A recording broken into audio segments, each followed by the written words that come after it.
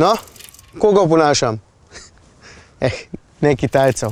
Jeep Cherokee.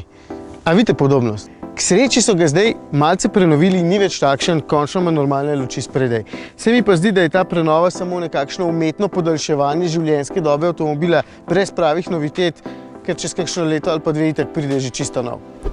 Poleg tega, da zunaj izgleda bolj normalno, imate v notranjosti še malce drugačne merilnike, malenkost posodobljen software in tukaj je le prostor za, ne vem, zobotrebce. Še vedno je občutek za takšen sploh ne mali avto zelo utesnjen, pa ne samo v bistvu občutek, manj je prostora kot recimo v prejšnji Mazdi 3, kamor je naš Jure brez težav spravil svoj otroški voziček. Tule pa gre na milimetre, pa je ta za 6,5 cm širši in nasploh dosti bolj glomazen avto. Poslovil se je 170 konjski dizel, zdaj sta na voljo samo še 2,2 litrska, 150 in 195 konjski in v tem je močnejši. Da je premočan, ne morem reči, v bistvu je glih prav. Celotno izkušnjo pa vseeno malce kvari ta 9-stopenjski samodejni menjalnik, ki je baje tukaj nekoliko drugače sprogramiran.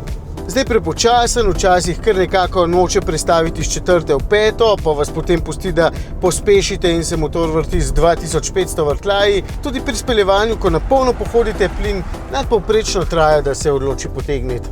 Pogon je na vsa 4, seveda, pri tem močnem motorju ne morete izbrati samo sprednjega. Ampak kdo bo kupil pravi Jeep samo s sprednjim pogonom? Lepo vas prosim. Tale ima Active Drive I, vstopni 4-kolesni pogon, brez reduktorja, brez zapore diferenciala, ampak je čisto dovolj za praktično vse. Tale vrtljiv gumbek namreč vseeno pomeni marsikaj. Tile programi niso samo za okras, ampak prilagajajo in usklajujejo 12 različnih sistemov, ki pazijo, da bo avto imel največ možnega oprijema glede na podlago.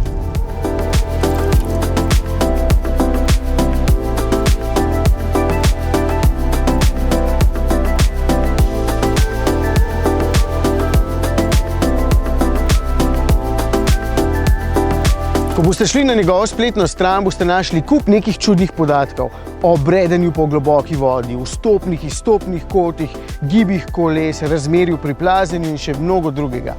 Zato vedite, kaj kupujete. Terenca, ne SUV. Če se boste zgolj vozili po lepih, urejenih cestah, raje pogledajte kakšnega od nemških konkurentov.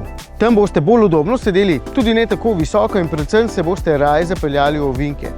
A ja, boste pa našli še en podatek in sicer kombinirano porabo pri 7,7 litra. Si boste rekli, že spet buče, 2 litra zraven, ne?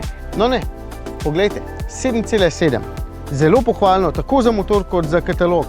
In cena je 53 jurjev. Če se boste vozili samo po cesti, dobite za pol denarja boljše avte. Če se boste z njim zapeljali na teren, potem je pa v bistvu poceni.